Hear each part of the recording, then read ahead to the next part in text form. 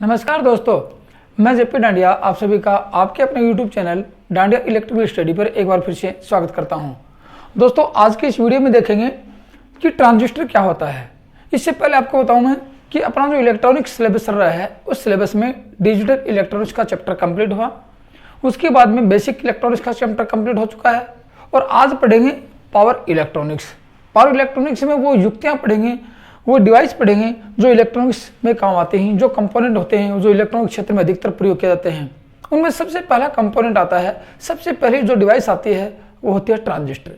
और दोस्तों, आपने बेसिक इलेक्ट्रॉनिक्स सीधी मेरा वीडियो देखा होगा, आपने नोट्स बनाए होंगे तो आपको ध्यान होगा, मैंने आपको बताया कि पी-एन संधि के आधार पर ही सभी युक्तियों का निर्माण किया जाएगा। आप लोगों ने देखा होगा पी-एन संधि। पी क्या है? एक अर्धचालक है। एन क्या है? एक अर्धचालक है। कौन से हैं? इंट्रीसिंग अर्धचालक है, एक्सट्रीसिंग अर्धचालक। तो आप लोगों ने सब के बारे में देखा था, पी-एन संधि का निर्माण क्या था, उनमें डायोड बनाया था और डायोड की आप लोगों ने चालन देखे थे। डायोड का मुख्य कार्य क्या था, उनके आधार पर आज उन युक्तियों का निर्माण करने जा रहे हैं जो कि इलेक्ट्रॉनिक्स में सबसे अहम भूमिका निभाते हैं। उसमें सबसे पहला मोस्ट इंपॉर्टेंट टॉपिक आता है या मोस्ट इंपॉर्टेंट युक्ति होती है, सबसे महत्वपूर्ण युक्ति होती है ट्रांजिस्टर। और ट्रांजिस्टर के आधार पर मान लो या फिर पी-एन संधि के आधार पर मान लो सब युक्तियों का आगे निर्माण किया जाएगा। एस-सी-आर भी आएगा, जो पावर एक जो इलेक्ट्रॉनिक्स का एक कंपोनेंट होता है वो भी किस पे आधार पर होगा? सिर्फ पी-एन संधि के आधार पर। तो आप लोगों ने जब तक यदि पी-एन संधि का वीडियो नहीं देखा है, यदि पी-एन संधि डायोड के बारे में नहीं देखा है तो आप उसको जाके देख लो और नोट्स बना लो, आपको अच्छी तरह पूरा का पूरा कंप्लीट चैप्टर समझ में आ जाएगा। फिर भी दोस्तों, आपने देखा और नहीं ध्यान होगा तो आपको साथ साथ बताते चला जाऊंगा ताकि आपको किसी प्रकार की कोई समस्या न हो। ठीक है, तो आज क्या देखेंगे? ट्रांजिस्टर के बारे में देखेंगे, बेसिक जानकारी पढ़ेंगे जो कि आप पीछे पढ़ते भी आ रहे हो, लेकिन उससे आगे पीछे आप लोगों ने एक ही संधि देखी थी, पी-एन संधि। अब पी-एन संधि को दो रूप में देखेंगे, संयोजित करेंगे, फिर देखेंगे ट्रांजिस्टर का निर्माण कैसे होता है, क्या होता है ट्रांजिस्टर, उसके बारे में आज जानकारी प्राप्त करते हैं। फिर आगे धीरे धीरे ट्रांजिस्टर के बाइसिंग देखेंगे, ट्रांजिस्टर का प्रचलन देखेंगे, ट्रांजिस्टर के प्रकारों के बारे में करेंगे, फिर धीरे धीरे ट्राइक, डाइक, एस-सी-आर, एल-ई-डी, मोसफेट ये देखेंगे, बीजेटी सब देखेंगे। तो आज क्या देखेंगे? ट्रांजिस्टर के बारे में देखते हैं।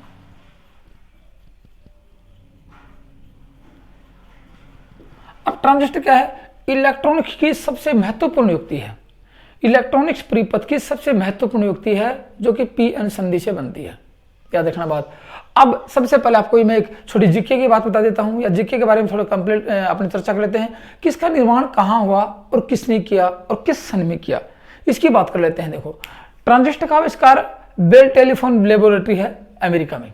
बेल टेलीफोन लेबोरेटरी के वैज्ञानिक हैं जिसका नाम है वाल्टर एच और जॉन बोर्लो। क्या नाम है? वाल्टर एच और जॉन बोर्लो नाम है। तो उसके बारे में उन्होंने कब किया निर्माण?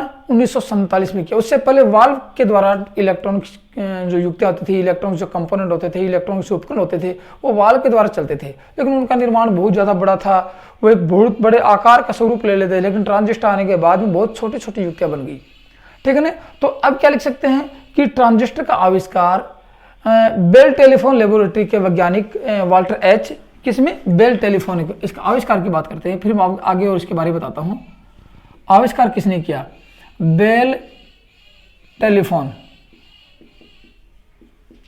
क्या लिखेंगे? बेल टेलीफोन लेबोरेटरी, लेबोरेटरी के वैज्ञानिक एक तो था वाल्टर एच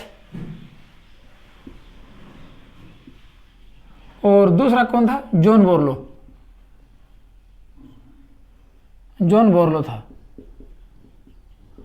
इन्होंने आविष्कार किया। कब किया? सन 1947 में किया। ये तो थे इसके आविष्कार के बाद। उससे पहले ट्रांजिस्टर नहीं थे, तो वाल्व के द्वारा कार्य होता था, जो कि बहुत बड़ा एक स्वरूप होता था और एक इलेक्ट्रॉनिक्स कंपोनेंट को बहुत बड़ा कर देते थे। अब आप लोगों को पता कि मैंने ये बताया था कि ट्रांजिस्टर किससे बनता है? पी और एन अर्धचालक से बनता है। पी और एन अर्धचालक क्या थे? ये थे एक्सट्रीसिंग अर्धचालक, उसमें डोपिंग करवा के इनका निर्माण किया गया था। और पी और एन अर्धचालक से क्या बनाया? पी-एन संधि बनाई। तो आज उस पी-एन संधि के आधार पर ही इस ट्रांजिस्टर का निर्माण करेंगे। तो ये कह सकते हैं कि पी और एन एक अर्धचालक थे। कौन से? शुद्ध अवस्था में कौन से अर्धचालक है? सिलिकॉन और जर्मेनियम। तो ये कह सकते हैं ट्रांजिस्टर किससे बनता है? सिलिकॉन और जर्मेनियम से बना होता है। ट्रांजिस्टर किससे बनता है? ये बनता है ट्रांजिस्टर सिलिकॉन व जर्मेनियम से बनता है। क्योंकि पीएन संधि का निर्माण भी सिलिकॉन जर्मेनियम से ही हुआ था। ठीक है ना। अब ये आप लोगों को ध्यान होगा कि जब डोपिंग करवाई थी तो कौन सी अशुद्धि मिलाई थी। जैसे इसमें ये चतुर्थ संयोजी हैं सिलिकॉन जर्मेनियम, इसे पंच संयोजी तत्व मिलाए थे और त्रिसंयोजी तत्व मिलाए थे। तो आप लोगों को ध्यान होगा त्रिसंयोजी किसमें मिलाए थे और पंच संयोजी किसमें मिलाए थे। यदि आप ध्यान होगा तो अब सब कुछ समझ में आ जाएगा। फिर भी आपको धीरे धीरे साथ साथ बता चलाऊंगा कि क्या होता है। अब आप लोग एक चीज गौर से देखना कि ट्रांजिस्टर की बात करते हैं, ट्रांजिस्टर के संधि विच्छेद की बात करते हैं। देखो ट्रांजिस्टर,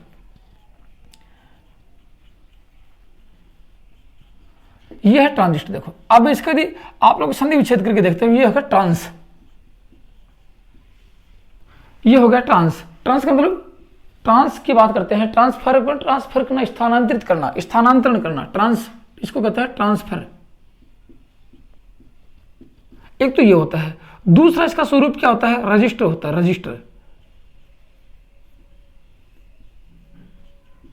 ये होता है रजिस्टर, इसको कहते हैं देखो रजिस्टर।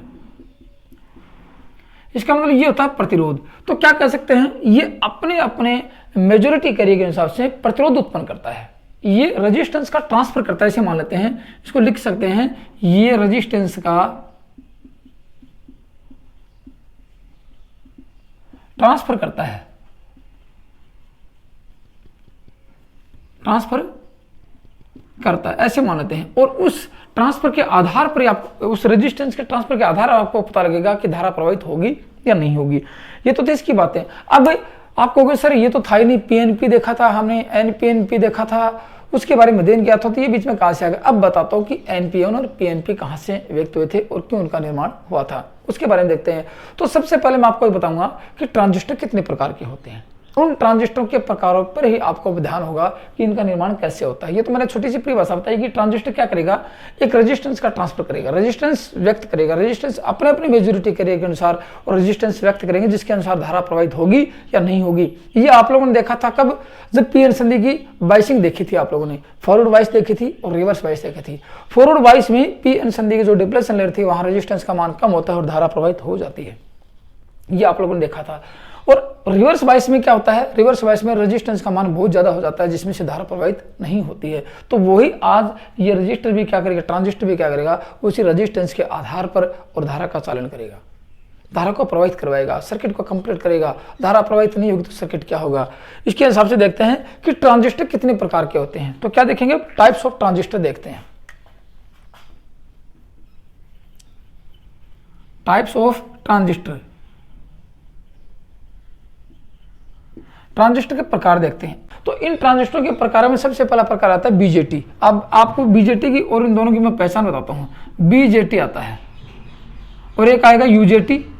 आपके सामने दो ट्रांजिस्टर आएंगे, फिर आपके इनके प्रकार आएंगे, इनके भी प्रकार आएंगे और इनके भी प्रकार आएंगे। आज एक बीजेटी के, सबसे पहले किसके बारे में अध्ययन करेंगे, बीजेटी के बारे में करेंगे। बीजेटी क्या होता है, देखो इसको कहते हैं बाइपोलर, बाइपोलर जंक्शन ट्रांजिस्टर, इसको कहते हैं बाइपोलर जंक्शन ट्रांजिस्टर। ये ट्रांजिस्टर होता है बीजेटी। अब बाइपोलर इसको क्या कहते हैं, ये होता है यूनिपोलर, इसको कहेंगे यूनिपोलर जंक्शन ट्रांजिस्टर।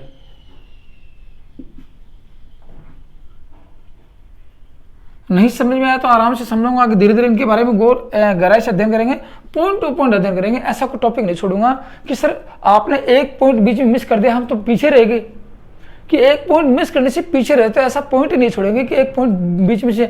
अपन तो step by step zero level से चल रहे हैं, क्योंकि इलेक्ट्रॉनिक जो सिस्टम होता है, इलेक्ट्रॉनिक्स जो अपनी थ्योरी होती है वो इलेक्ट्रिकल वालों को बहुत कम समझ में आती है। अपन आईटी इलेक्ट्रिशियन के करते हैं, इलेक्ट्रॉनिक्स क्यों करेंगे, लेकिन इलेक्ट्रॉनिक्स की जानकारी होनी जरूरी होती है, इसलिए इलेक्ट्रॉनिक्स का अपने सिलेबस दिया गया है। लेकिन इलेक्ट्रिशियन वालों को इलेक्ट्रॉनिक्स में कुछ हार्ड लगती है, लेकिन अपने यहाँ पढ़ रहे हैं जीरो लेवल से, तो आपको हार्ड बिल्कुल ही नहीं लगेगी।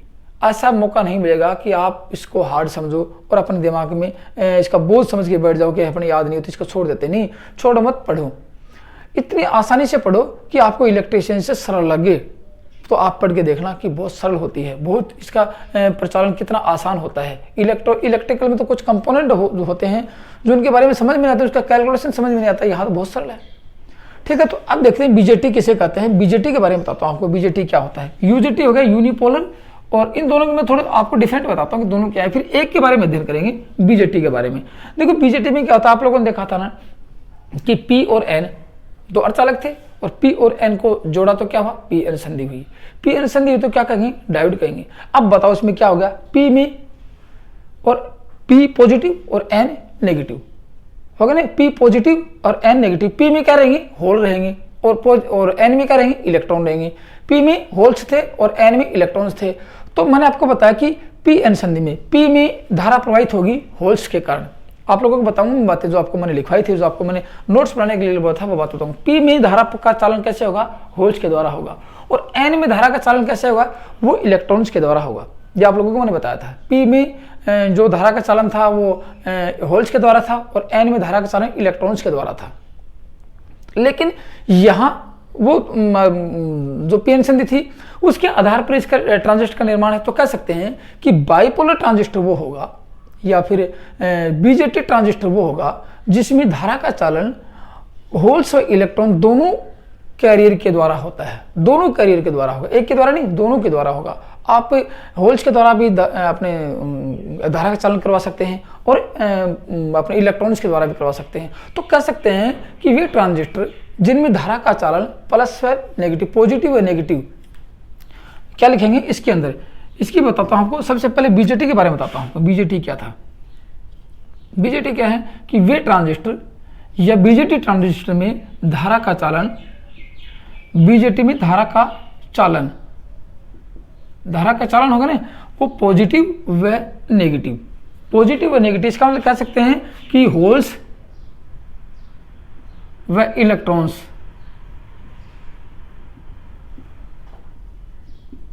दोनों कैरियर को क्या कहेंगे, वाहक के द्वारा होता है। ये और यहां एक के द्वारा होगा, यहां किसी एक के द्वारा होगा, यहां दोनों के द्वारा होगा। इसका अध्ययन करेंगे तब बताएंगे आपको। सबसे पहले ये है कि इनमें धारा का चालन जो होगा वो दोनों के द्वारा होगा, पॉजिटिव के द्वारा या नेगेटिव के द्वारा, अर्थात होल्स व इलेक्ट्रॉन्स दोनों के द्वारा होगा। इसको कहते हैं बीजेटी। अब संरचना के आधार पर देखा जाए, संरचना बताता हूं, बीजेटी की संरचना देखी जाए तो आप लोगों को देखोगे कि दो प्रकार की संरचना होती है। वैसे तो बीजेटी एक ही होता है कि बीजेटी क्या होता है कि दोनों के द्वारा धारा का चालन करेंगे, लेकिन संरचना देखी जाए इसका संरचना के आधार पर दो प्रकार से होता है। अब दो प्रकार कौन कौन से होंगे, एक तो होता है पीएनपी और एक होता है एनपीएन। अब ये मत पूछना सर पीएनपी पी क्या है और एन क्या है। यदि आप ये देखना चाहो तो पी एन संधि का मैंने ऑलरेडी वीडियो बना रखा है, बेसिक इलेक्ट्रॉनिक्स के चैप्टर में बना रखा है। तो वहां जाके देखोगे आपको पी और एन के बारे में सब कुछ समझ में आ जाएगा। पी एन संधि क्या है उसके बारे में सब कुछ समझ में आ जाएगा। डिप्लेशन लेयर क्या है, परतें क्या हैं, वोल्टेज का मान क्या होगा, चालन कैसे होगा, फॉरवर्ड वाइज कैसे होगा, रिवर्स वाइज कैसे होगा। मैंने एक पॉइंट टू पॉइंट अच्छी तरह समझा रखा है। लेकिन उसका जो स्वरूप था उसके आधार पर ट्रांजिस्टर का निर्माण हो, तो साथ साथ यहाँ भी बताते चलेंगे कि आपकी मेमोरी कुछ ताज़ा हो जाए और आपको समझने में देर नहीं लगे।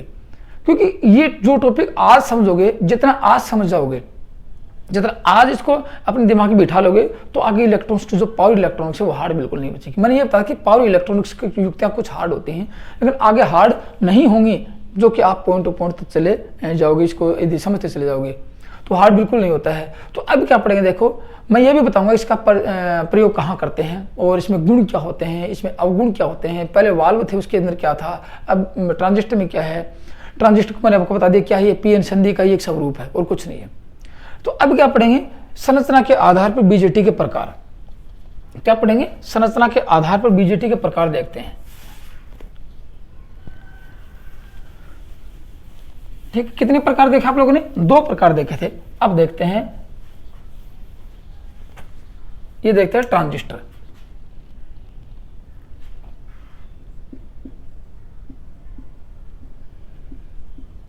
और ट्रांजिस्टर कितने प्रकार के, वैसे आप लोगों को देख लिया। अब दो प्रकार के हो गए, ये क्या हो गया। अब एक इसका तो अध्ययन बाद में करेंगे, अब इसका अध्ययन करते चले जाएंगे साथ में। ये क्या है, बीजेटी है। बीजेटी का मतलब बाइपोलर जंक्शन ट्रांजिस्टर,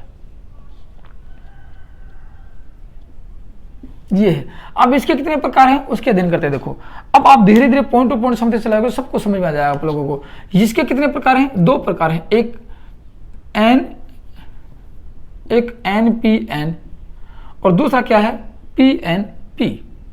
गौर से देखना, एक NPN और एक PNP, दो ट्रांजिस्टर आपको मिलेंगे। अब दोनों ट्रांजिस्टरों का निर्माण कैसे हुआ और किस प्रकार इसमें जंक्शन का निर्माण हुआ, कितने जंक्शन हुए, कितनी लेयर हुई, इनका चालन कैसे हुआ, इनका प्रयोग किसके आधार पर कर सकते हैं, इनका प्रयोग इनके प्रचालन के आधार पर कितने रूप में कर सकते हैं, यही प्रश्न ज्यादातर पूछे गए हैं बेसिक इलेक्ट्रॉनिक्स में। यदि पावर इलेक्ट्रॉनिक्स की बात की जाए तो ट्रांजिस्टर से प्रश्न जो उठे गए हैं, जो आए हैं अब तक, वो बताऊंगा। जो कि आप पेपर खोल के देखोगे तो आप लोगों को सब कुछ आपके सामने मिलेगा, आप लोगों को कि हाँ वास्तव में सर यही पूछा गया था। इसका मतलब कि समझने का तरीका भी यही होता है। तो सबसे पहले देखो ट्रांजिस्टर क्या है, मैं आपको बता दूं। एक ट्रांजिस्टर का जो कार्य है वो ट्रायोड वाल्व की भांति होता है। वाल्व जो आपका होता है, जो पहले मैं आपको वाल्व की भांति होता था, एक ट्यूब होती थी, वो वाल्व की तरफ कार्य करता था। एक ट्रायोड वाल्व की भांति ट्रांजिस्टर का कार्य है, लेकिन अंतर क्या है कि ट्रायोड जो वाल्व है वो वोल्टेज का नियंत्रण करता है और वोल्टेज को एम्पलीफाई करता है, लेकिन ट्रांजिस्टर क्या करता है, वो धारा का नियंत्रण करता है और धारा का एम्पलीफाई करता है। तो अपने धारा का चालन देखते हैं यहाँ पे, न कि वोल्टेज का चालन देखेंगे।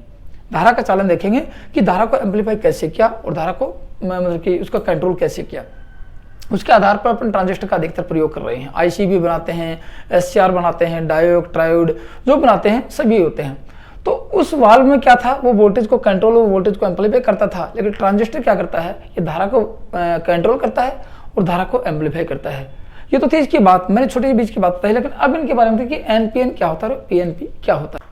अब देखो NPN और PNP, ये समझ गए, ये तीनों क्या है, ये अर्धचालक है। तीनों क्या है, अर्धचालक हैं, जो डोपिंग के द्वारा बनाए गए थे। ये तीन क्या है, अर्धचालक। इसका मतलब अर्धचालक कितने हो गए, दो अर्धचालक हो गए, P और N। कुछ को दो के रूप में ले लिया, कुछ को एक के रूप में ले लिया, लेकिन कह सकते हैं यही कि ये क्या है, दो अर्धचालक हैं। PN संधि में कितने अर्धचालक थे, वहां भी दो ही अर्धचालक थे। PN संधि में दो ही अर्धचालक थे, P था एक N था, लेकिन ट्रांजिस्टर में क्या हो गए, तीन अर्धचालक ले लिए। तीन बन के दो अर्धचालक लिए, दो को कुछ को दो के रूप में प्रयोग किया, कुछ को एक के रूप में प्रयोग किया, तो दोनों के हिसाब से बना दिया। तो अब इसके मैं दोनों के अलग अलग बताता हूँ कि NP और PNP के बारे में। ये यूनिपोलर था BJT, ये यू बाद में पढ़ते हैं, इसके बारे में बाद में अध्ययन करेंगे। सबसे पहले इसके बारे में, सबसे पहले क्या पढ़ेंगे, NPN और PNP के बताता हूँ आपको ये दोनों क्या है। देखो N अर्धचालक, P अर्धचालक, कौन से, एक्सटिंक्शन अर्धचालक है, जिनको जोड़ा, जिनकी संधि बनाई। अब आप लोग गौर से देखना, मैं संधि बताता हूँ इसकी कैसे कैसे बनाते हैं। देखो ये आप लोगों ने देखा कि ये एक संधि बनाई, ये गौर से देखना। अब मैं आपको प्रत्येक बातें बताऊंगा। ये N है, ये P है और ये N है।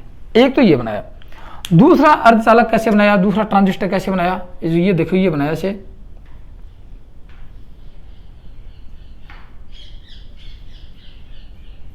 ये इसमें क्या है, ये P है और ये N है और ये P है। देखो अब NPN, आप लोग देखिए N को P के साथ संधि किया, P की N के साथ फिर संधि की, तो बीच में क्या आ गया, P आ गया। मतलब कि अंदर क्या है P और बाहर क्या है, N है। गौर से देखना, अंदर क्या है P और दोनों के साइड में क्या है, यहाँ P और N। अब आप लोग ये देखना कि तीन भाग हो गए, तीन परत होगी, एक, दो और तीन परत हो गई आप लोगों की। तीनों से एक एक कॉन्टेक्ट सेंटर बाहर निकाल लेते हैं। एक ये शर्त आपको देखो, एक कॉन्टेक्ट बिंदु ये, एक कॉन्टेक्ट बिंदु ये, एक कॉन्टेक्ट बिंदु ये, तीन कॉन्टेक्ट बिंदु बाहर निकाल लिए। तो अब मैं आपको एक एक प्रत्येक बातें बताऊं कि एक ट्रांजिस्टर के कितने भाग होते हैं। देख गौर से सुना मेरी बातें, एक ट्रांजिस्टर में कितने भाग होते हैं, तीन भाग होते हैं। अब तीनों भागों के नाम बताता हूं आप लोगों को, फिर इसका सिंबल बनाना दिखाऊंगा कि सिंबल कैसे होता है। तीनों भागों के नाम क्या है, सबसे पहला जो भाग आता है उसको कहते हैं E, दूसरा आता है उसको कहते हैं B, मैं इनके नाम बताऊंगा, और तीसरा आता है उसको C कहते हैं। उसमें भी सबसे पहला भाग जो आता है वो आता है E, दूसरा भाग जो आता है उसको B, तीसरा आता है उसको C। अब है क्या, देखो E का मतलब लिख लेना मेरे बात है, E का मतलब ई मीटर,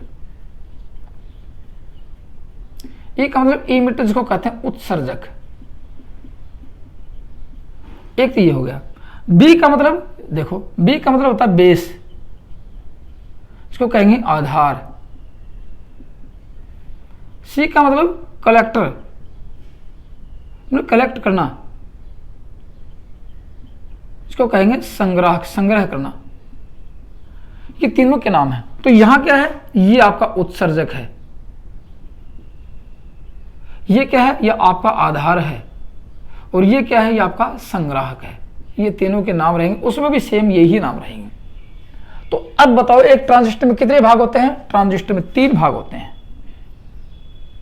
एक तो ये बातें धीरे धीरे सारी बातें लिख लेना। 3 भाग होते हैं, तीनों भागों के नाम आपको मैंने बता दिया। अब तीनों भागों की मैं आपको डिस्क्रिप्शन बताता हूँ, उसकी विशेषता बताता हूँ कि ई-मीटर क्या होता है और ई-मीटर का जो डोपिंग होता है या उसका क्षेत्र होता है कितना होता है उसके बारे में बताता हूँ। देखो ई-मीटर सबसे अधिक डोपिंग वाला भाग होता है। डोपिंग किसकी सबसे अधिक करवाते हैं? ई-मीटर में, क्योंकि जितनी अधिक डोपिंग होगी उतने ही या तो इलेक्ट्रॉन उत्सर्जित होंगे या होल्स उत्सर्जित होंगे।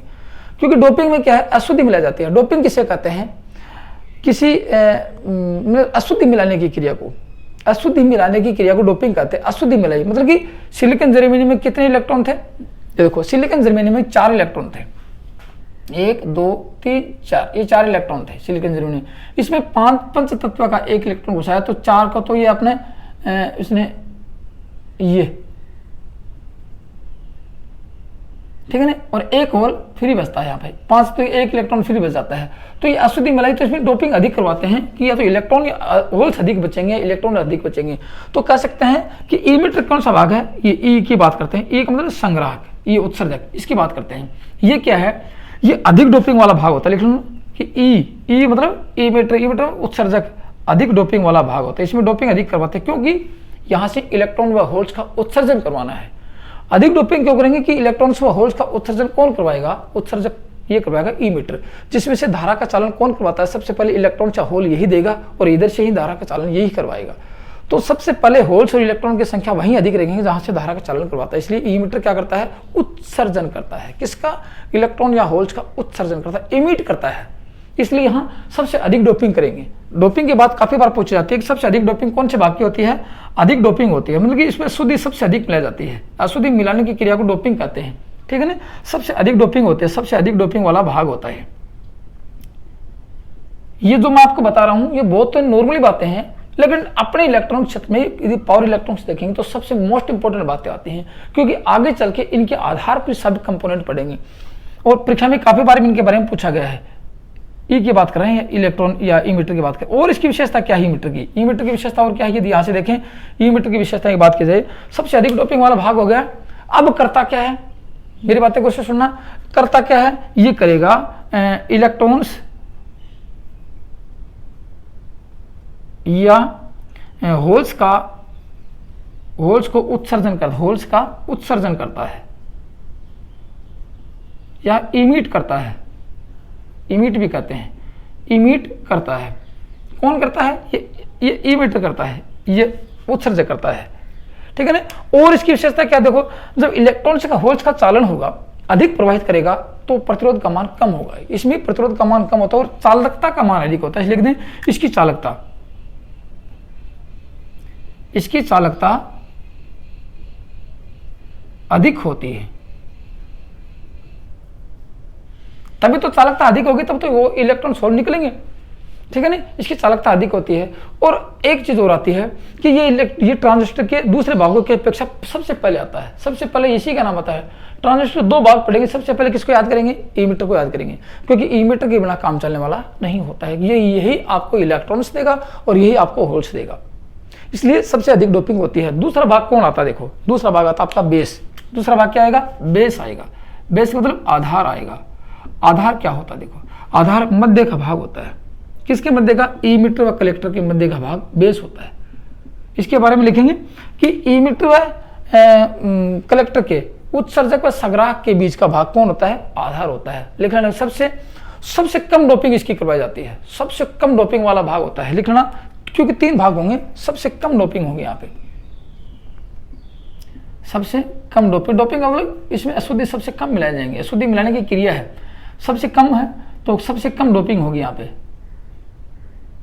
सबसे कम डोपिंग वाला भाग होता है। एक इसके बारे में ये निकल के आता है। और ये कहाँ होता है? ई-मीटर, लिख लो, ई-मीटर व कलेक्टर। ई-मीटर व कलेक्टर के बीच का भाग होता है। ई व सी के मध्य होता है, मध्य का भाग होता है। एक ही आता है।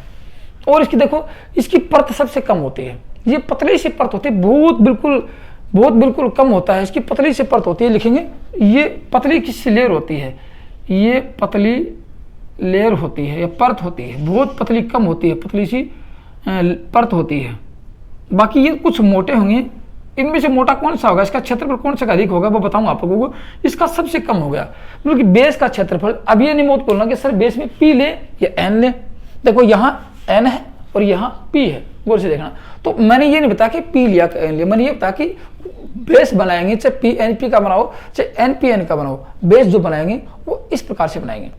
तो ये तो था इसका। और दोनों भागों में सबसे छोटा भाग कौन सा होता है, एन पी एन में या एन पी एन से नहीं, पी एन से नहीं, इमीटर, बेस और कलेक्टर में सबसे छोटा भाग कौन सा होता है, बेस होता है। ठीक है ना। अब इसकी जो ट्रांजिस्टर बनाते हैं वो विधियां भी आपको बताऊंगा, किन किन विधियों के द्वारा ट्रांजिस्टर का निर्माण किया जाता है, ट्रांजिस्टर बनाया जाता है, और सबसे अच्छी विधि कौन सी होती है वो भी बताऊंगा आप लोगों को। ठीक है ना। अब देखो इसमें क्या कहेंगे, संग्राहक की बात करें, कलेक्टर की बात करते हैं। कलेक्टर क्या करता है, देखो ये क्या करेगा, इलेक्ट्रॉन्स होल्स को उत्सर्जित देगा, इसको देगा, ये क्या करेगा, इसको देगा, ये क्या करेगा, उसको संग्रह कर लेगा, अपने अंदर समायोजित कर लेगा, उसको कलेक्ट करेगा। किसको, ये तो इलेक्ट्रॉन्स देगा या फिर होल देगा, उसको ये अपने अंदर कलेक्ट करेगा। तो कह सकते हैं ये सब, ये जो इसकी डोपिंग होती है किसकी, मैं कलेक्टर की बात कर लेता हूँ, ये जो अपना संग्राहक है इसकी बात कर लेता हूँ कि संग्राहक में क्या होता है। देखो यही लिख लेते हैं संग्राहक। संग्राहक क्या होता है, जिसको पता है कलेक्टर, सी से दर्शाते हैं इसको, सी से दर्शाने। ये क्या है, देखो संग्राहक की डोपिंग, इसकी डोपिंग की बात करें, बी, ई व बी, ई व बी, ई का मतलब इमीटर व बी का मतलब बेस, दोनों के बीच होती है, दोनों के बीच होती है, न तो अधिक होती है और न ही कम होती है। अधिक किसकी, ई की, कम से कम किसकी, ई की, और इसकी मध्य मीडियम श्रेणी में आती है, बल्कि मॉडल मीडियम श्रेणी की डोपिंग आती है। अब इसकी चालकता कम होती है, किससे, इससे इसकी चालकता कम होती है कलेक्टर की, तो लिख दो इसकी चालकता कम होती है, चालकता कम होती है। एक चीज आती है। उसके बाद यदि बात की जाए, देखो और आगे मैं धीरे धीरे बताऊं इसके बारे में कि और क्या होता है। जो कलेक्टर करता क्या है, ये इमिटर जो इलेक्ट्रॉन या होल छोड़ता है, जो अपने अंदर से इमिट करता है, उत्सर्जित करता है, उसको ग्रहण करता है। याद रखना कलेक्टर का कार्य क्या रहेगा, होल्स या इमिटर द्वारा छोड़े गए होल्स या उसको इलेक्ट्रॉन्स को ग्रहण करता है, अपने अंदर समायोजित करता है। तभी तो धारा के चालन होकर इलेक्ट्रॉन्स होल्स उत्सर्जित करेगा कौन, इमिटर, लेकिन लेगा कौन, वो कलेक्टर अपने अंदर ग्रहण। इसलिए इसको कहते हैं कलेक्टर। कलेक्टर मतलब ग्रहण करता है, कलेक्ट करता है, किसको, इलेक्ट्रॉन या होल को कलेक्ट कर लेगा, तो धारा का चालन हो जाएगा, ट्रांजिस्टर अच्छी तरह कार्य करना शुरू कर देगा। अब देखो फिजिकल रूप से देखा जाए, भौतिक रूप से देखा जाए तो कौन सा भाग छोटा होता है और कौन सा भाग बड़ा होता है, ये काफी बार जितनी बातें मैंने आपको लिखाई हैं ये बहुत बार परीक्षा में आई हैं। किन तीनों में से सबसे बड़ा भाग कौन सा होता है, देखो डोपिंग के मामले में देखा जाए तो ई बड़ा होता है, लेकिन भौतिक रूप से देखा जाए तो ये सबसे बड़ा होता है, सबसे बड़ा भाग होता है। भौतिक रूप से देखा जाए ये छोटा होता है और ये मध्यम श्रेणी का होता है।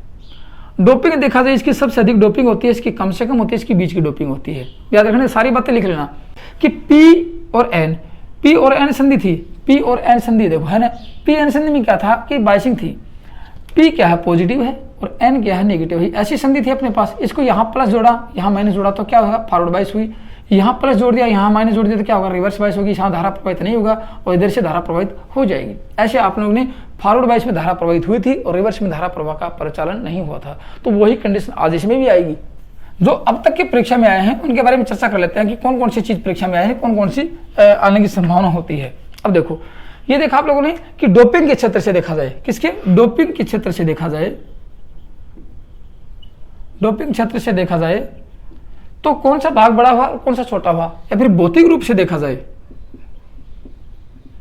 भौतिक रूप से देखा जाए तो कौन सा भाग बड़ा और कौन सा छोटा। अभी आप लोगों ने देखा था ना कि ये भाग डोपिंग अधिक होती है, डोपिंग हाई होती है, इसकी कम होती है डोपिंग, और इसकी कम, इसके दोनों के बीच में होती है। तो ये कह सकते डोपिंग के मामले में देखा जाए ई भाग होता है, ई मीटर जो होता है वो डोपिंग के मामले में बड़ा होता है, अधिक होती है, इसकी डोपिंग अधिक होती है, और उसके बाद में सी की कम होती है और बी की सबसे कम होती है।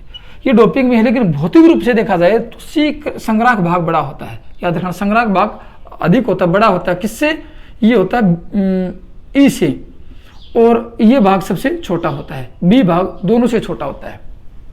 ये तो थी बात इनकी।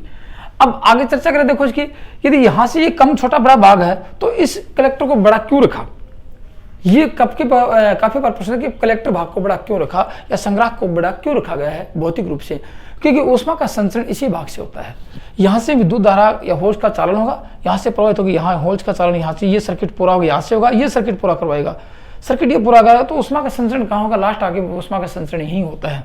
तो ऊष्मा का संपूर्ण ऊष्मा का संचरण इस भाग से होता है, इसलिए इसको कुछ बड़ा रखा गया है। याद रखना, ऊष्मा का संचरण इसी भाग से होता है, इसलिए इस भाग को कुछ बड़ा रखा गया है। अब मैं इस पीएन संधि या ट्रांजिस्टर के बारे में कुछ मुख्य बातें बताने वाला हूं जो कि एग्जाम में आ चुके हैं और आने की संभावना हरदम बनी रहती है। तो पीएन संधि के बारे में मुख्य बातें कौन कौन से करेंगे, मैं आपको एक डायग्राम बना के दिखा देता हूँ पीएन संधि का, फिर आपको उसके बारे में सोच के बताना कि वास्तव में सही है या गलत है। जो परीक्षा में आए हैं, आने की संभावना होती है, उनके बारे में देखना आप लोग।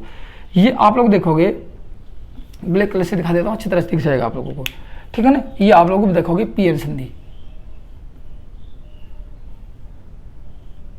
जो परीक्षा में आए हैं और जिनके आने की संभावना रहती है उनके बारे में बात करते रहते हैं। देखो ये पी मैं एन पी एन सामने एन पी एन, इसकी बात कर लेता हूँ, देखो ठीक है ना। अब इसकी बात करेंगे तो यहाँ कुछ इसके कॉन्टेक्ट बिंदु निकालेंगे, ये कॉन्टेक्ट बिंदु निकालेंगे, ये निकालेंगे। इस भाग को क्या कहेंगे, ई कहेंगे, ई मीटर कहते हैं, अभी बताया था आपको। इस भाग को क्या कहेंगे, बेस कहेंगे। इस भाग को क्या कहेंगे, सी भाग कहेंगे। गौर से देखना। अब बताओ कितनी संधि इसके अंदर, जंक्शन बॉन्ड कितने हैं इसके अंदर। ये जो प्रश्न अभी बताने जा रहा हूं काफी बार परीक्षा में है कि ट्रांजिस्टर में कितनी पीएन संधि होती है। कितनी पीएन संधि, एक व दो पीएन संधि। एक संधि ये जंक्शन और एक जंक्शन ये जंक्शन, तो दो की तो लिख सकते हैं ट्रांजिस्टर में। ट्रांजिस्टर की बात कर रहे हैं, यहां ट्रांजिस्टर लिख देता हूं।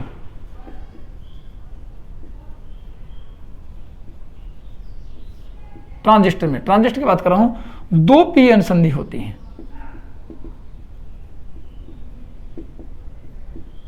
कितने रहेंगे, दो पीएन संधि। फिर आपके सामने SCR बहेगा, वहां 3 पीएन संधि आएंगी। फिर आपके सामने 2 पीएन, तो लेयर कितनी होगी, देखो लेयर कितनी होगी। तो कह सकते ट्रांजिस्टर में 2 पीएन संधि होती है, लेकिन डायोड कितनी मिलकर, कितने डायोड होंगे इसके यहाँ पे, 2 डायोड होंगे। तो ये भी पूछा जाएगा कि ट्रांजिस्टर कितने डायोड से मिलकर बना होता है, तो क्या हो गई, या 2 डायोड होते हैं।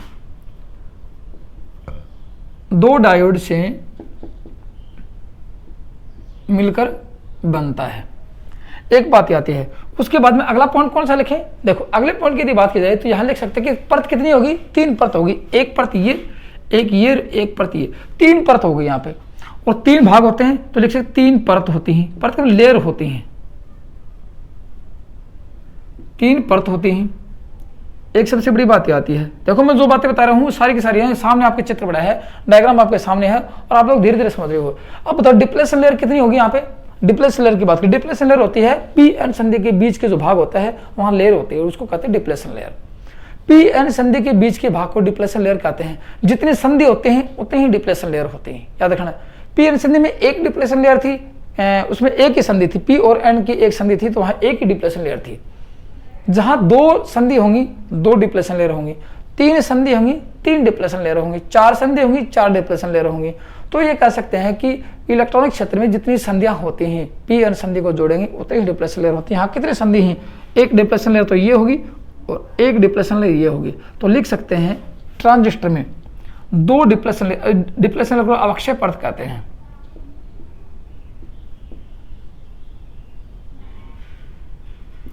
दो डिप्लेशन लेयर होती हैं। बोलो है कि नहीं है।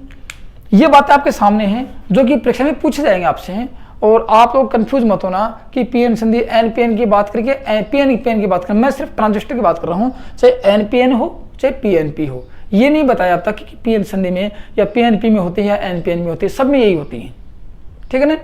अब आप लोग ये देखोगे, मैंने आपको बताया था कि ट्रांजिस्टर करता क्या है, रजिस्टर का ट्रांसफर करता है। क्या करता है, रजिस्टर का ट्रांसफर करता है।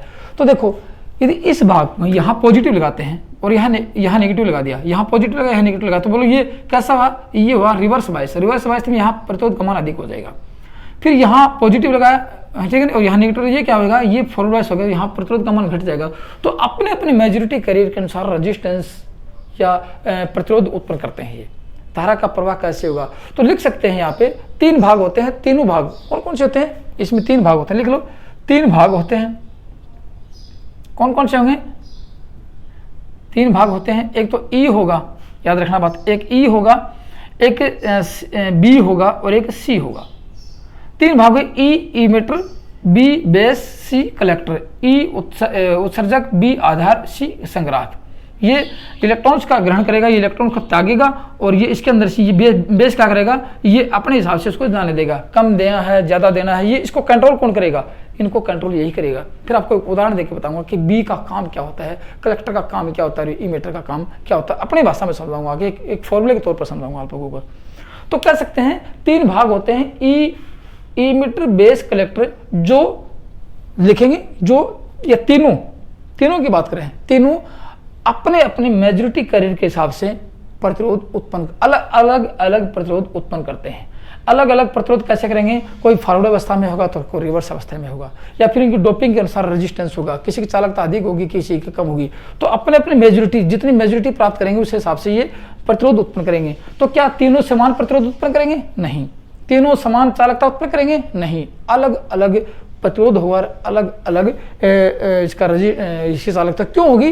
वो एक तो डोपिंग के आधार पर होती है और एक संयोजन के आधार पर होती है। ये तो थी बात इसकी ट्रांजिस्टर की।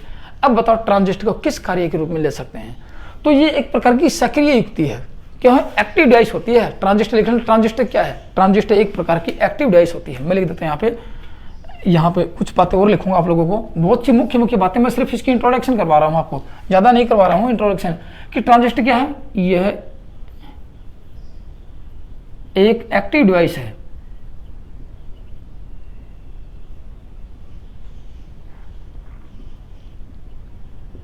एक्टिव डिवाइस होती है। इसलिए इस कारण से, किस कारण से? एक्टिव डिवाइस होने के कारण इसका यूज कहाँ करेंगे? देखो, यूज की बात की जाए, यूज तो इसके संयोजन के आधार पर होता है, ऐसा नहीं होता। मैं आपको यूज भी बताऊंगा किस प्रकार से, कितने रूप में इसका यूज कर सकते हैं। लेकिन उससे पहले इसका यूज मैं आपको एक नॉर्मल तरीके से बताऊं तो एक स्विच के रूप में कर सकते हैं। यूज स्विच की भांति कर सकते हैं या किया जाता है। एक तो स्विच की भांति कर सकते हैं, दूसरा एक एम्पलीफाई करता है। एम्पलीफाई का मतलब मैं आपको बताऊं कि एम्पलीफाई क्या होता है। एक प्रवर्धक बोलते हैं जिसको हिंदी में, ये एम्पलीफायर के तौर पे इसका प्रयोग करते हैं। एम्पलीफायर के जैसे आप लोगों ने, अभी मैं मुंह से बोल रहा हूं तो कुछ धीरे आवाज़ है या कुछ एक सीमित एरिया में है, क्या 10-20 मीटर की दूरी पर सुनेगी। लेकिन मैंने किसी माइक में बोला और माइक में बोलते 2-3 किलोमीटर तक आवाज़ आती है, तो उसको एम्पलीफाई किसने किया? उसको प्रवर्धक के रूप में बढ़ाया किसने? वो ट्रांजिस्टर का काम होता है किसी भी चीज़ का एम्पलीफाई करना, ठीक है ना। आवाज का एम्पलीफाई करना, धारा का एम्पलीफाई करना, उसका मान बढ़ाना और काफी लंबे समय तक, काफी दूर तक उसका प्रभाव दिखाना, वो होता है एम्पलीफाई। जैसे मैंने हेलो जैसे बोला और हेलो काफी दूर तक सुन गया, तो ये काम किसने किया? ये काम ओनली ट्रांजिस्टर का होता है। तो कह सकते हैं इसको एम्पलीफायर के तौर पर प्रयोग कर सकते हैं। क्या करेंगे? प्रवर्धक के तौर पर, प्रवर्धक एम्पलीफायर।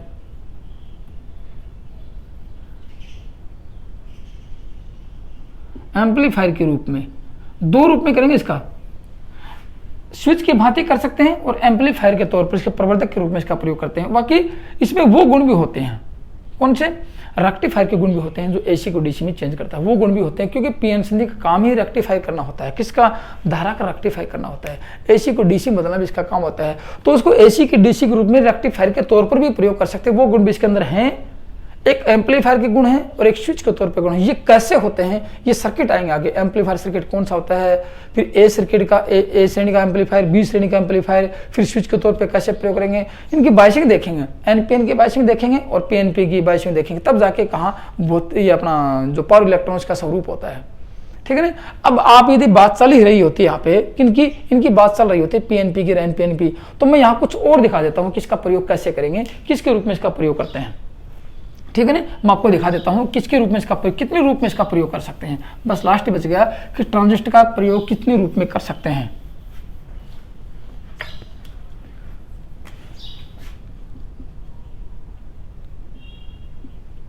ट्रांजिस्टर का यूज कितने रूप से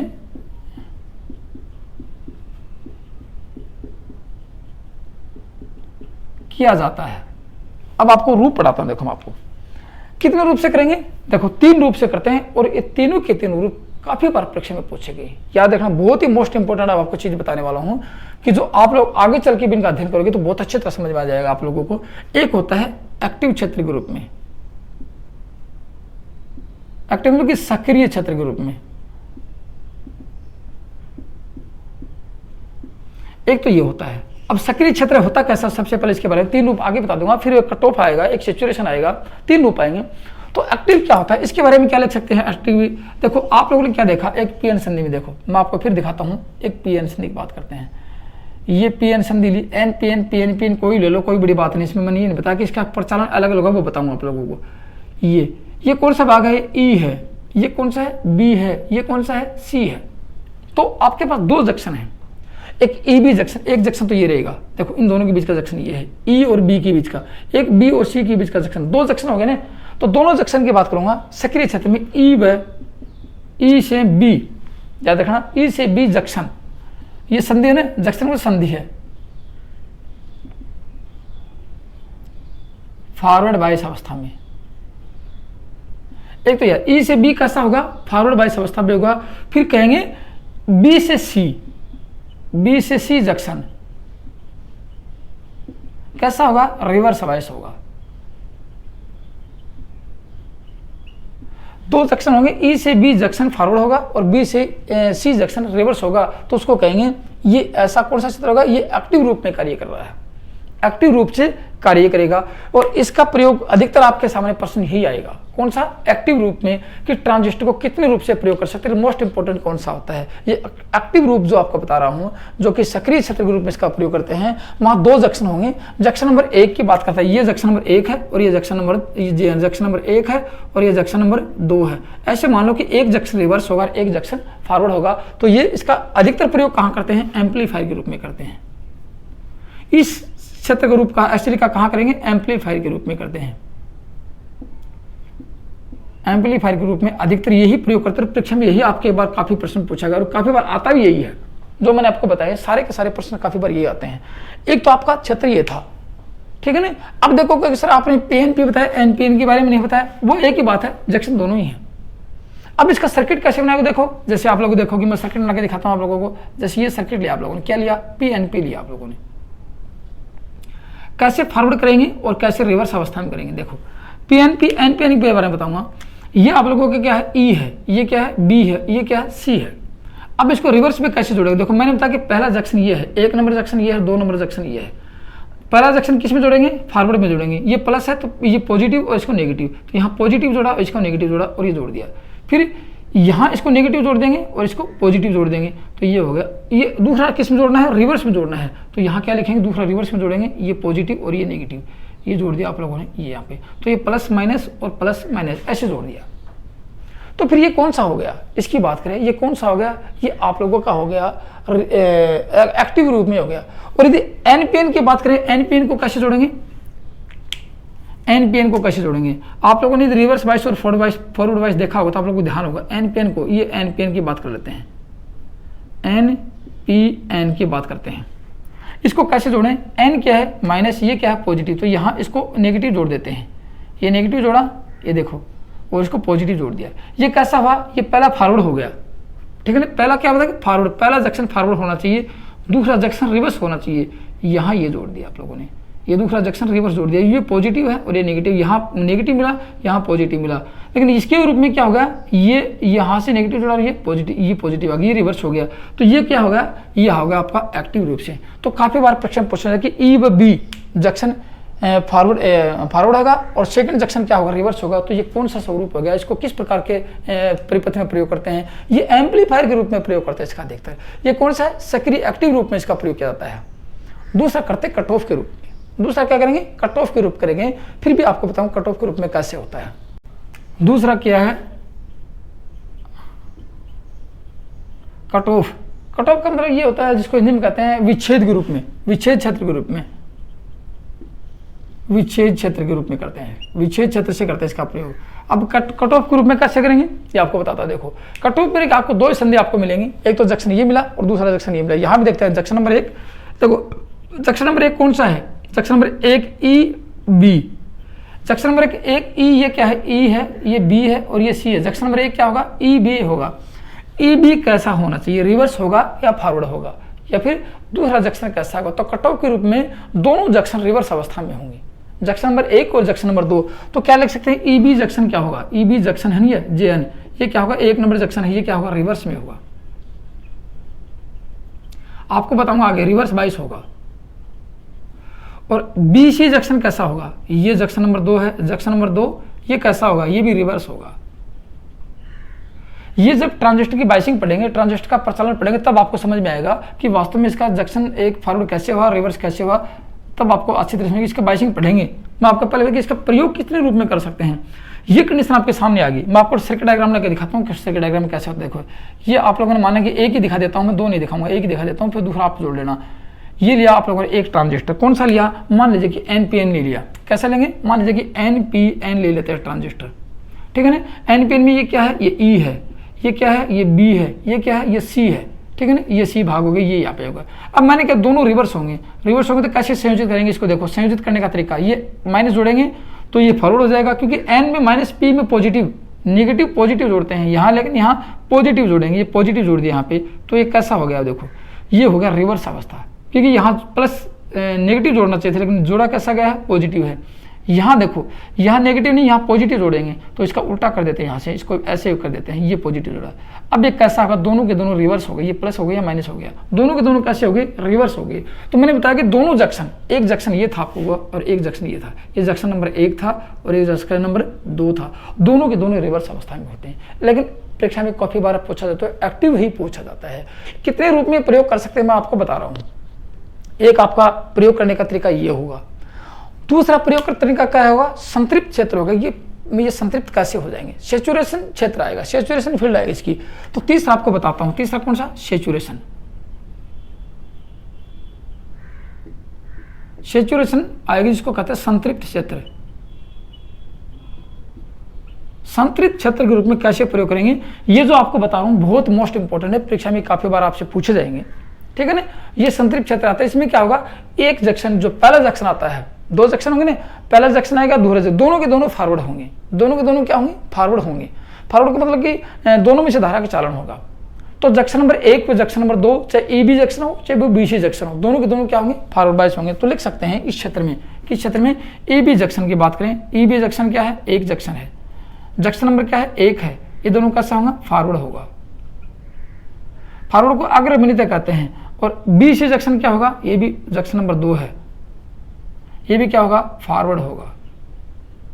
दोनों के दोनों फॉरवर्ड होंगे तो क्या कहेंगे, सैचुरेशन क्षेत्र आ गया। इसका प्रयोग करेंगे, वो तो सर्किट बनाएंगे तब आपको बताया जाएगा कितने रुपए से किस प्रकार से इसका प्रयोग करते हैं। अब इसका सर्किट बना के दिखाऊं आप लोगों को, किससे का, सैचुरेशन का, कि सर्किट कैसे बनाएंगे इसका। देखो सर्किट ये है, आप लोगों ने एक ट्रांजिस्टर ले लिया, माना कि अब की बार मैं आपको PNP दिखा देता हूँ। सर कहोगे NPN नहीं बता रहे हो, PNP ले लेते हैं। PNP आप लोगों ने एक ट्रांजिस्टर लिया, गौर से सुना। अब मैंने आपको दोनों के फॉरवर्ड होंगे, ये पॉजिटिव है, ये नेगेटिव है, ये पॉजिटिव है, ये E है, ये B है और ये C है। E का में इमीटर, बेस और कलेक्टर होता है।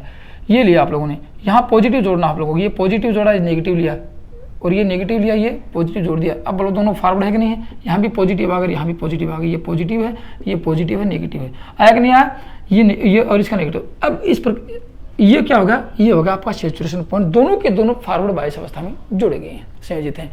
तो इसका आप यदि NPN जोड़ो तो वो भी जोड़ लेना, वो आपको दिखा देता हूं। तो सर्किट में कौन सा ट्रांजिस्टर किस प्रकार से संयोजित होकर मिल सकता है आपको, वो किस प्रकार से इसका प्रयोग कर सकते हैं, ये आप लोगों को मैंने बता दिया है।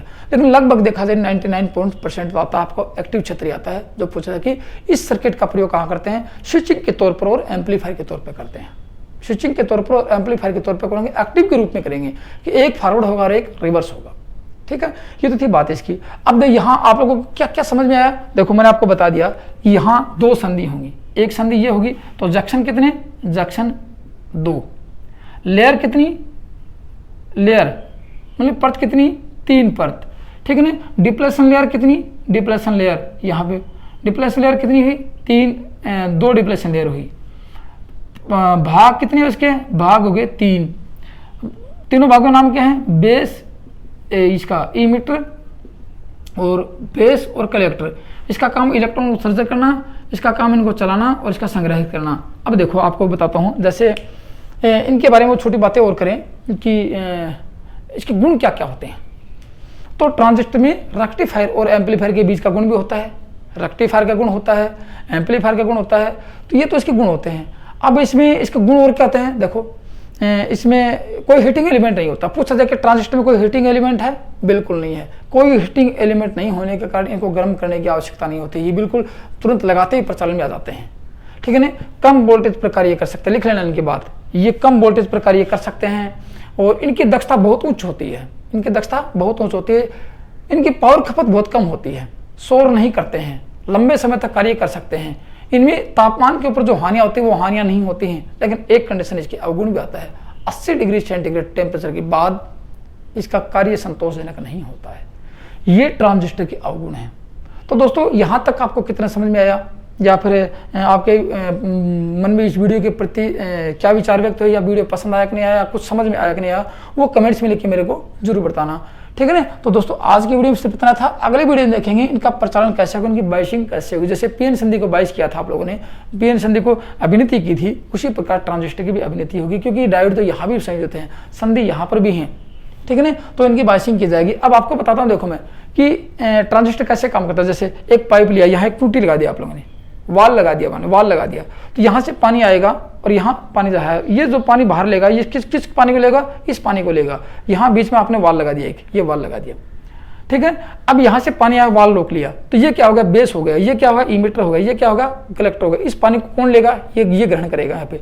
तो यहाँ से वाल को कंट्रोल करेंगे, वाल को खोलेंगे या टूटी को खोलेंगे तो क्या होगा, पानी इधर जाएगा। तो कह सकते हैं ये क्या करता है कि धारा को कंट्रोल करता है, बेस इसको कंट्रोल करेगा, कितना पानी जाने देगा, कितना नहीं जाने देगा, यहाँ धारा कितनी आई, यहाँ कितनी जाएगी, गौर से सुनना, धारा कितनी आई थी, कितनी स्पीड से जाएगी धारा, वो कौन कंट्रोल करवाएगा, बेस कंट्रोल करवाएगा। इसलिए उसकी पानी की और टूटी के हिसाब से जो आपको लग रहा है उसी प्रकार ये इमीटर है, ये बेस है और ये कलेक्टर है। धारा यहाँ से आई, यहाँ गई, कंट्रोल किसने किया, बेस ने किया। उसे पानी यहाँ से आया, यहाँ गया, कंट्रोल किसने किया, इसने किया। तो एक प्रकार के एक वाल्व के भांति कार्य करता है ट्रांजिस्टर, जो अगले सर्किट में आपको मैं इसकी बाइशिंग करके दिखाऊंगा, इसलिए इसका प्रचलन दिखाऊंगा, तो आप लोगों को अच्छी तरह समझ में आ जाएगा कि वास्तव सर बहुत अच्छी तरह समझ आया। लेकिन यहाँ तक के जितने पॉइंट अब तक परीक्षा में है मैंने सारे आपको बता दिए हैं, और आने की संभावना थी वो भी आपको बताए हैं। तो दोस्तों आज की वीडियो सिर्फ इतना था। थैंक यू, धन्यवाद।